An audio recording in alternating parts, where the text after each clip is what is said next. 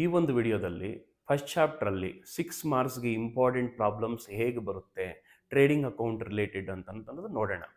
ನೋಡಿ, ಈ problem Bangalore north university BBA 2019 ಮತ್ತು 2021 ಟೂ ಸೆಮಿಸ್ಟರ್ಸಲ್ಲಿ ಕೇಳಿದ್ದಾರೆ ಈ ಸೇಮ್ ಪ್ರಾಬ್ಲಮನ್ನು ಅಬ್ಸರ್ವ್ ಮಾಡಿ. From the following lecture balances prepare trading account. ನೋಡಿ, 2 ಕಾಲಮ್ಸ್ ಇದೆ ನಮಗೆ, ಪರ್ಟಿಕ್ಯುಲರ್ಸ್ ರುಪೀಸ್. ನೋಡಿ, ಪರ್ಟಿಕ್ಯುಲರ್ಸ್ ಕಾಲಮ್ಸ್ ಅನ್ನು ಅಬ್ಸರ್ವ್ ಮಾಡಿ. Stock on 1/4/2024. ನಮಗೆ ಗೊತ್ತಿದೆ 1/4 ಅಂದರೆ ಬಿಗಿನಿಂಗ್, ಹಾಗಾದರೆ ಅದು ಓಪನಿಂಗ್ ಸ್ಟಾಕ್. ಇಯರ್ ಬಿಗಿನಿಂಗ್ ಆಗ್ತಾ ಇದೆ, ಇಯರ್ ಓಪನ್ ಆಗ್ತಾ ಇದೆ, ಓಪನಿಂಗ್ ಸ್ಟಾಕ್ 3,60,000 ಇದೆ. ಸೇಲ್ಸ್ ನೋಡಿ, ಡೈರೆಕ್ಟ್ ಇನ್ಕಮ್ ಅದು 1,80,000 ಇದೆ. ಸೇಲ್ಸ್ ರಿಟರ್ನ್ಸ್ ಅನ್ನು ನಾವು ಸೇಲ್ಸ್ ಅಂಡರಲ್ಲಿ ಡಿಡಕ್ಟ್ ಮಾಡ್ತೀವಿ. ಸೇಲ್ಸ್ ರಿಟರ್ನ್ಸ್ ಅನ್ನು 40,000 ಇದೆ. ಪರ್ಚೇಸಸ್ ಇದೆ, ಎಕ್ಸ್ಪೆನ್ಸಸ್ಸು 1,40,000 ಇದೆ. ಅದ್ರ ರಿಲೇಟೆಡ್ ರಿಟರ್ನ್ಸ್ ಇದೆ ನೋಡಿ, ಪರ್ಚೇಸ್ ರಿಟರ್ನ್ಸ್ 18,000 ಇದೆ. ವೇಜಸ್ ನಾವು ಲೇಬರ್ಸ್ಗೆ ಕೊಡ್ತೀವಿ, ಫ್ಯಾಕ್ಟ್ರಿಯಲ್ಲಿ ಕೆಲಸ ಮಾಡ್ತಾರೆ ಅವರು, ಅವು 18,000 ಇದೆ. Direct expenses. Carriage inwards incurred at the time of purchase of goods. ಹಾಗಾದರೆ ಇದು ಕೂಡ ಪ್ರೊಡಕ್ಷನ್ ಪ್ರೊಸೆಸಲ್ಲಿ ಇನ್ವಾಲ್ವ್ ಆಗುತ್ತೆ. ಡೈರೆಕ್ಟ್ ಎಕ್ಸ್ಪೆನ್ಸಸ್ 5,000 ಇದೆ. ನೆಕ್ಸ್ಟ್ ಲಾಸ್ಟ್ ಒನ್ ನೋಡಿ, ಸ್ಟಾಕ್ ಆನ್ 31/3/2025 ಅಂತ ಇದೆ. ಇಯರ್ ಎಂಡಿಂಗ್ ಡೇಟಲ್ಲಿ ನಮಗೆ ವ್ಯಾಲ್ಯೂ ಆಫ್ ಗೂಡ್ಸ್ ಏನಾದರೂ ಕೊಟ್ಟಿದ್ರೆ, ಅಂದರೆ ವ್ಯಾಲ್ಯೂ ಆಫ್ ಸ್ಟಾಕ್ ಏನಾದರೂ ಕೊಟ್ಟಿದ್ರೆ ಅದನ್ನು ನಾವು ಕ್ಲೋಸಿಂಗ್ ಸ್ಟಾಕ್ ಅಂತ ಹೇಳ್ತೀವಿ. 5 lakh rupees ಇದೆ. ನೋಡಿ, ಈ ಇನ್ಫಾರ್ಮೇಷನನ್ನು ನಾವು ಬೇಸ್ ಆಗಿ ಇಟ್ಕೊಂಡು ಈಗ ನಾವು ಟ್ರೇಡಿಂಗ್ ಅಕೌಂಟನ್ನು ಪ್ರಿಪೇರ್ ಮಾಡಬೇಕು. ಗ್ರಾಸ್ ಪ್ರಾಫಿಟ್ ಬರುತ್ತಾ ಇಲ್ವಾ, ಗ್ರಾಸ್ ಲಾಸ್ ಬರುತ್ತಾ ಅಂತ ಅಸರ್ಟೈನ್ ಮಾಡಬೇಕು. ನೋಡಿ, ನಾನು ಹೆಡ್ಡಿಂಗ್ ಕೊಟ್ಟಿದ್ದೀನಿ ಇಲ್ಲಿ, trading account for the year ending 31/3/2025. Closing day ಸ್ಟಾಕ್ಗೆ ಅದೇ ಡೇಟ್ ಇದ್ದಿದ್ದು, ಅದಕ್ಕೆ ನಾನು ಇಯರ್ ಎಂಡಿಂಗ್ ಡೇಟ್ 31/3/2025 ಅಂತ ಕೊಟ್ಟಿದ್ದೀನಿ. ಈಗ ನಾನು ಟ್ರೇಡಿಂಗ್ ಅಕೌಂಟನ್ನು ಸ್ಟಾರ್ಟ್ ಮಾಡ್ತೀನಿ. Trading account always begins with opening stock on debit side. To opening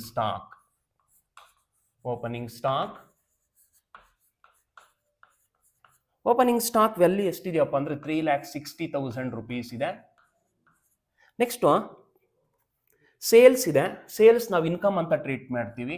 opposite side record ಮಾಡೋಣ. ಬೈ ಸೇಲ್ಸ್, ಆರ್ಡ್ರಾಗಿ ಬನ್ನಿ. ಸೇಲ್ಸ್ ಎಷ್ಟಿದೆಯಪ್ಪ ಅಂದರೆ ಟೋಟಲ್ ಸೇಲ್ಸು 1,80,000 rupees ಇದೆ. ಲೆಸ್ ಸೇಲ್ಸ್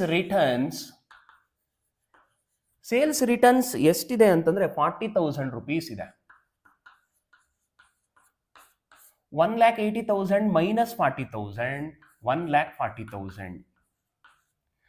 ನೆಕ್ಸ್ಟ್ ಏನು ಕೊಟ್ಟಿದ್ದಾರೆ ನೋಡಿ, ಪರ್ಚೇಸಸ್ ಇದೆ. ಪರ್ಚೇಸಸ್ ಎಕ್ಸ್ಪೆನ್ಸಸ್ ಆಗಿರೋದ್ರಿಂದ trading account debit side record ಮಾಡೋಣ. To purchases.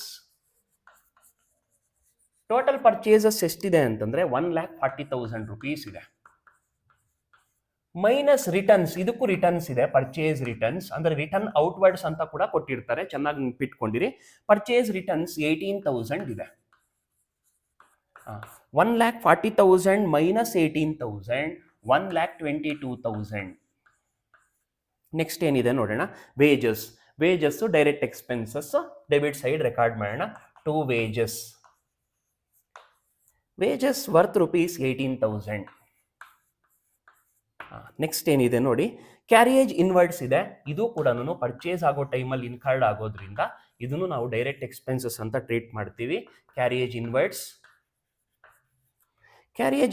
5,000. ಲಾಸ್ಟ್ ಒಂದು ಐಟಮ್ ಇದೆ, ಯಾವುದಪ್ಪ ಅಂದರೆ ಸ್ಟಾಕ್. ಇಲ್ಲಿ ಓಪನಿಂಗ್ ಸ್ಟಾಕ್ ಬರ್ಕೊಂಡಿದ್ದೀವಿ ಡೆಬಿಟ್ ಸೈಡು ಅಂತಂದರೆ ಅದು ಲಾಸ್ಟ್ ಇಯರಿಂದ ಕ್ಯಾರಿ ಫಾರ್ವರ್ಡ್ ಆಗಿರುತ್ತೆ. ಈಗ ಈ ಕ್ಲೋಸಿಂಗ್ ಸ್ಟಾಕಲ್ಲಿ ಏನಿರುತ್ತೆ ಅಂತ ನಮಗೆ ಗೊತ್ತಿದೆ. ಅನ್ಯೂಸ್ಡ್ ರಾ ಮೆಟೀರಿಯಲ್ಸು, ಸೆಮಿ ಫಿನಿಶ್ಡ್ ಪ್ರಾಡಕ್ಟ್ಸು ಮತ್ತು ಅನ್ಸೋಲ್ಡ್ ಫಿನಿಶ್ಡ್ ಪ್ರಾಡಕ್ಟ್ಸ್ ಇರುತ್ತೆ. ಅದು ನೆಕ್ಸ್ಟ್ ಇಯರ್ಗೆ ಕ್ಯಾರಿ ಫಾರ್ವರ್ಡ್ ಆಗುತ್ತೆ. ಹಾಗಾದರೆ ಈ ವರ್ಷ ನಾವು ಅದನ್ನು ಯೂಸ್ ಮಾಡ್ಕೊಳ್ತಾ ಇಲ್ಲ, ಅದಕ್ಕೆ ಅದು ಎಕ್ಸ್ಪೆನ್ಸಸ್ ಆಗಲ್ಲ. ಅದಕ್ಕೆ ನಾವೇನು ಮಾಡ್ತೀವಿ, ಕ್ರೆಡಿಟ್ ಸೈಡ್ ರೆಕಾರ್ಡ್ ಮಾಡ್ತೀವಿ by closing stock. Closing stock valued at rupees 5 lakhs. ನೋಡಿ, ಟ್ರೇಡಿಂಗ್ ಅಕೌಂಟು ಸ್ಟಾರ್ಟ್ ಆಗ್ತಾ ಇದೆ ಅಂದರೆ ಓಪನಿಂಗ್ ಸ್ಟಾಕ್ ಇರಬೇಕು. ಟ್ರೇಡಿಂಗ್ ಅಕೌಂಟು ಹೆಂಡ್ ಆಗ್ತಾ ಇದೆ ಅಂದರೆ ಲಾಸ್ಟ್ ಐಟಮ್ ಯಾವ್ದಿರಬೇಕು ಅಂದರೆ ಕ್ಲೋಸಿಂಗ್ ಸ್ಟಾಕ್ ಇರಬೇಕು. ಈಗ ನಾವೇನು ಮಾಡಬೇಕು, ಕ್ಲೋಸ್ ಮಾಡಬೇಕು ಅಷ್ಟೇ, ಇನ್ಯಾವುದು ಐಟಮ್ಸ್ ಇಲ್ಲ. ಡೈರೆಕ್ಟ್ ಎಕ್ಸ್ಪೆನ್ಸಸ್ ಮಾತ್ರ ಇಲ್ಲಿ ತಗೋಬೇಕು. ಪ್ರೊಡಕ್ಷನ್ ಪ್ರೊಸೆಸಲ್ಲಿ ಯಾವ್ಯಾವ ಎಕ್ಸ್ಪೆನ್ಸಸ್ ಡೈರೆಕ್ಟಾಗಿ ಇನ್ವಾಲ್ವ್ ಆಗುತ್ತೋ ಅವು ಮಾತ್ರ ಇಲ್ಲಿ ನಾವು ಟ್ರೇಡಿಂಗ್ ಅಕೌಂಟಲ್ಲಿ ತಗೊಳ್ತೀವಿ. ಡೆಬಿಟ್ ಸೈಡು ಎಕ್ಸ್ಪೆನ್ಸಸ್ ಅನ್ನ ರೆಕಾರ್ಡ್ ಮಾಡಬೇಕು, ಕ್ರೆಡಿಟ್ ಸೈಡು ಇನ್ಕಮ್ಸ್ ಅನ್ನ ರೆಕಾರ್ಡ್ ಮಾಡಬೇಕು. ನೋಡಿ, ಸೇಲ್ಸ್ ಮಾಡಿದ್ರೆ ನಮಗೆ ಇನ್ಕಮ್ ಜನರೇಟ್ ಆಗುತ್ತೆ, ಇದು ಮೇನ್ ಆಪರೇಟಿಂಗ್ ಆಕ್ಟಿವಿಟಿ. ಅದಕ್ಕೆ ನಾನು ಕ್ರೆಡಿಟ್ ಸೈಡ್ ರೆಕಾರ್ಡ್ ಮಾಡಿದ್ದೀನಿ. ಮ್ಯಾಕ್ಸಿಮಮ್ ನಮಗೆ ಟ್ರೇಡಿಂಗ್ ಅಕೌಂಟಲ್ಲಿ ಎರಡೇ ಐಟಮ್ಸೇ ಬರೋದು ರೈಟ್ ಹ್ಯಾಂಡ್ ಸೈಡ್. ಒಂದು ಸೇಲ್ಸ್ ಲೆಸ್ ರಿಟರ್ನ್ಸು, ಎರಡು ಕ್ಲೋಸಿಂಗ್ ಸ್ಟಾಕ್. ಬನ್ನಿ ಈಗ ನಾವು ಟೋಟಲ್ ಮಾಡೋಣ, ಯಾವ ಸೈಡ್ ಗ್ರೇಟರ್ ಇದೆ ಅಂತ ಫಸ್ಟ್ ಅಸರ್ಟೈನ್ ಮಾಡ್ಕೊಂಬೇಡ. ನೋಡಿ, debit side total, trading account debit side total ಎಷ್ಟಿದೆಯಪ್ಪ ಅಂದರೆ 5,05,000 rupees ಇದೆ. ಕ್ರೆಡಿಟ್ ಸೈಡ್ ಟೋಟಲ್ ಎಷ್ಟು ಬರ್ತಾ ಇದೆಯಪ್ಪ ಅಂತಂದ್ರೆ 6,40,000 rupees ಇದೆ. 6,40,000, ನೀವು ಬೇಕಾದ್ರೆ ಇದನ್ನು ಟೋಟಲ್ ಮಾಡಿ, 5 lakhs ಪ್ಲಸ್ 1,40,000 6,40,000 ಇದೆ. ಹಾಗಾದ್ರೆ ಯಾವ ಸೈಡ್ ಗ್ರೇಟರ್ ಇದೆ?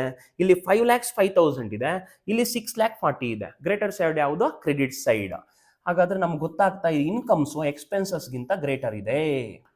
6,40,000 6,40,000 ಮೈನಸ್ 5,05,000, ಡಿಫ್ರೆನ್ಸ್ ಎಷ್ಟು ಬರುತ್ತಪ್ಪ ಅಂದರೆ 1,35,000 rupees ಬರುತ್ತೆ. 1,35,000 rupees. ಇದನ್ನು ನಾವೇನಂತ ಟ್ರೀಟ್ ಮಾಡ್ತೀವಿ ಅಂದರೆ ಗ್ರಾಸ್ ಪ್ರಾಫಿಟ್ ಅಂತ ಟ್ರೀಟ್ ಮಾಡ್ತೀವಿ. ಯಾಕೆ ಅಂದರೆ ಟ್ರೇಡಿಂಗ್ ಅಕೌಂಟು ಕ್ರೆಡಿಟ್ ಸೈಡು ಅಂದರೆ ಇನ್ಕಮ್ ಸೈಡು ಎಕ್ಸ್ಪೆನ್ಸಸ್ ಸೈಡ್ಗಿಂತನೂ ಗ್ರೇಟರ್ ಇದೆ. ಅದಕ್ಕೆ 1,35,000ಗೆ ನಾನೇನು ಬರಿತೀನಿ ಅಂದರೆ to gross profit carry down balancing figure. ನೋಡಿ, ಈ ಥರ ಮಾಡೋದು ನಮಗೆ 6 marks ಈಸಿಯಾಗಿ ಬರುತ್ತೆ. ನೀವು ಪ್ರಾಕ್ಟೀಸ್ ಮಾಡಬೇಕು.